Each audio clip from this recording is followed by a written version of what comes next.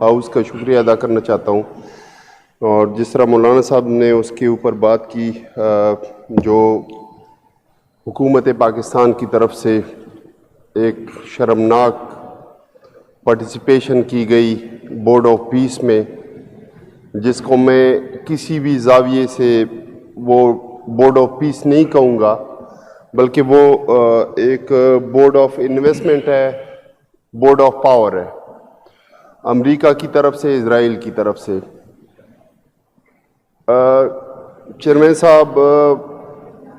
چونکہ آپ کے علم میں ہوگا کہ وہ طاقتیں، وہ طاغوتی طاقتیں جنہوں نے پہلی جنگ عظیم کے بعد خلافت عثمانیہ کو تتر بتر کیا، آپ کی عرب کنٹریز کو بشمول مصر، اردن، یہ سارے کنٹریز کو اس طریقے سے ڈیوائیڈ کیا کہ آج بھی اس خطے میں جو ہے وہ جنگ اور آگ جو ہے وہ بڑک رہی ہوتی ہے ٹائم ٹو ٹائم، اور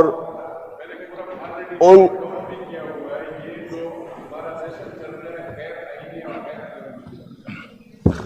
تھوڑا سا برداشت کریں، خیر برداشت کریں۔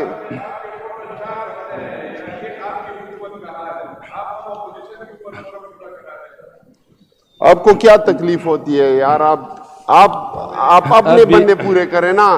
جعلی ریزرو سیٹ آپ نے لے لیے، وہ تو کم از کم ادھر جو ہیں وہ ان کی پریزنٹیشن تو،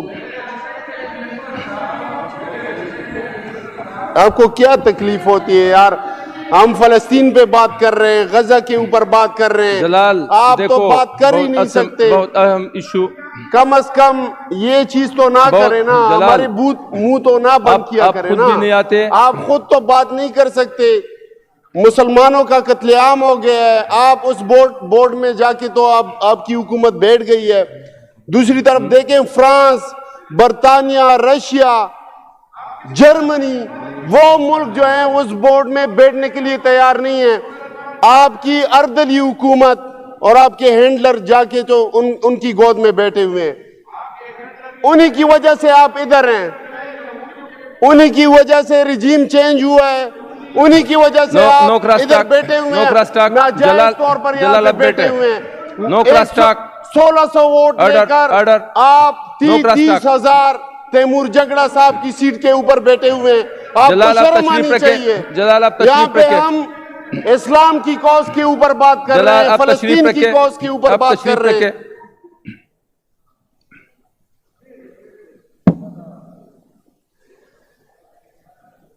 تو جناب چیئرمین صاحب، وہ طاقتیں جنہوں نے عرب خطے کا بٹوارا کیا کچھ اس طرح کہ آج بھی اس خطے میں آگ بڑک اٹھتی ہے چھوٹے چھوٹے معاملات کے اوپر، آج بھی اس خطے کے ممالک جو ہیں اس کو نیست و نابود کیا گیا ہے، میئر ایلیگیشنز کے اوپر کہ آپ کے پاس جو ہے وہ کیمیکل ویپنز ہیں، کسی کو کہا جاتا ہے کہ آپ نے ہمارے شان میں جو ہے وہ گستاخی کی ہے۔ تو وہ ممالک جنہوں نے بٹوارا کیا اس صلاح الدین ایوبی کی نسل کا، کہ آج بھی وہ 5 ملکوں میں بٹے ہوئے ہیں، ان کی نسل آپ دیکھ لیں، کرد نسل، صلاح الدین ایوبی 1187 میں آخری بار بیت المقدس کو آزاد کرتے ہیں، اور 1924 میں 630 سال بعد ان کی نسل کو 5 ملکوں پہ تقسیم کیا جاتا ہے تاکہ ان کا اپنا ایک الگ ملک نہ ہو۔ جناب اسپیکر، ان طاقتوں نے اس بورڈ میں بیٹھنے سے انکار کیا اور ہمارے اردلی جا کے تو اس بورڈ میں بیٹھ گئے ہیں۔ یہ بڑا ہی شرمناک عمل ہے ان کی طرف سے، نہ اور کس آڑ میں وہ بورڈ بنایا گیا ہے۔ سیکیورٹی کونسل میں جو ریزولوشن پاس کی گئی وہ قطعاً اس بورڈ کے حوالے سے نہیں تھی، جو یہ بورڈ آف انویسٹمنٹ جن طاقتوں نے، امریکہ اور اسرائیل نے جس فلسطینیوں کی نسل کشی کی، ان کا جینوسائیڈ کیا، 1.5 لاکھ سے زیادہ جس میں میجورٹی بچے اور خواتین کو جو ہے وہ شہید کیا گیا، ان کے گھر اجاڑے گئے، ان کو تباہ و برباد کیا گیا، وہ امریکہ اور اسرائیل اس بورڈ کو چیئر کریں گے۔ اور سب سے شرمناک عمل کہ ایک ملک جو کہ کلمے کی نظریے کی بنیاد پہ وجود میں آیا، ایک آئیڈیالوجی کی بنیاد کے اوپر وجود میں آیا، اس ملک کا سربراہ جو ہے وہ جا کے ان کے گود میں بیٹھ جاتے ہیں۔ بڑا افسوس ہوا جناب چیئرمین، اور ہم نے مطالبہ کیا اس ہاؤس نے یونانیمس ریزولوشن کے تحت کہ فوراً سے پہلے اس بورڈ سے حکومت پاکستان کو وڈرا کرنا چاہیے۔ جو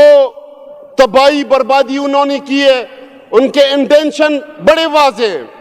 اسرائیل وہاں پہ کیا چاہتا ہے؟ سب کو پتا ہے کہ وہ گریٹر اسرائیل کے خواب دیکھ رہا ہے، سب کو پتا ہے کہ وہ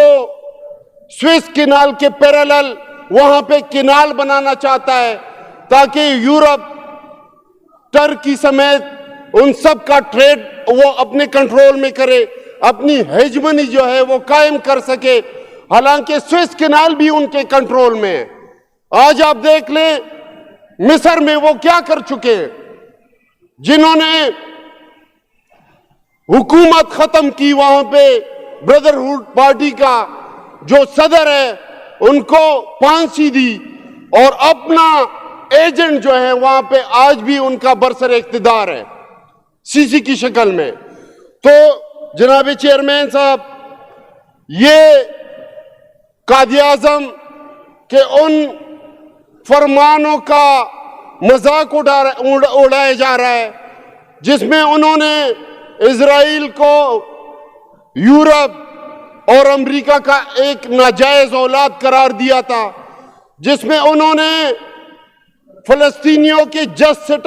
سیٹلمنٹ تک کسی بھی اسرائیل کے ساتھ ایون بات کرنے سے منع کیا گیا تھا، جو ہمارے فورن پالیسیز کی بنیادیں تھیں۔ جناب اسپیکر،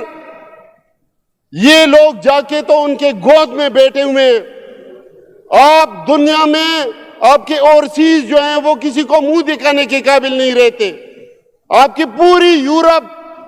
دنیا میں، ایون امریکہ میں اتنے بڑے احتجاج ہو چکے ہیں، لیکن یہ ان کے ایجنٹ یہاں پہ بیٹھے ہوئے ہیں جنہوں نے ہمارے قائد کو جیل میں ناکردہ گناہوں میں پابند سلاسل کیا ہوا ہے، جنہوں نے یہاں پہ رجیم چینج کی ہوئی ہے، جنہوں نے یہاں پہ فلسطین کوز کے لیے ایون چھوٹے سے چھوٹا پروٹیسٹ جو ہے اس کو اپنے بوٹوں تلے روندا، آج وہ اس ملک کے فیصلے کر رہے ہیں۔ تو جناب چیئرمین صاحب، میری استدعا ہے کہ ہمیں یہ بڑا افسوس ہوتا ہے کہ یہاں پہ جو ان کے ایجنٹ بیٹھے ہوئے ہیں، جو کہ کسی نہ کسی طریقے سے ان کے بینیفیشری ہیں، وہ بیچارے کچھ 100 ووٹ لے کر تو یہاں پہ بیٹھے ہوئے ہیں، ہمیں ان سے کوئی افسوس نہیں ہے اگر وہ اس طرح کا کام کرتے ہیں۔ جناب اسپیکر، پوری دنیا میں آج جو پوری دنیا میں آگ لگائی ہوئی ہے اس کی کیا وجہ ہے؟ ساری دنیا کو پتا ہے کہ امریکہ کے وار انڈسٹریز ہیں، ویپنری انڈسٹریز جو ہیں، وہ ان وار سے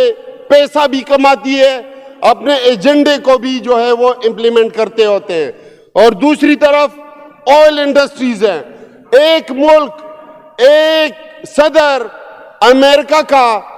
جو وینزویلا کا صدر اغوا کرتا ہے اپنے ملک سے، وہ کیا اسرائیل فلسطینیوں کو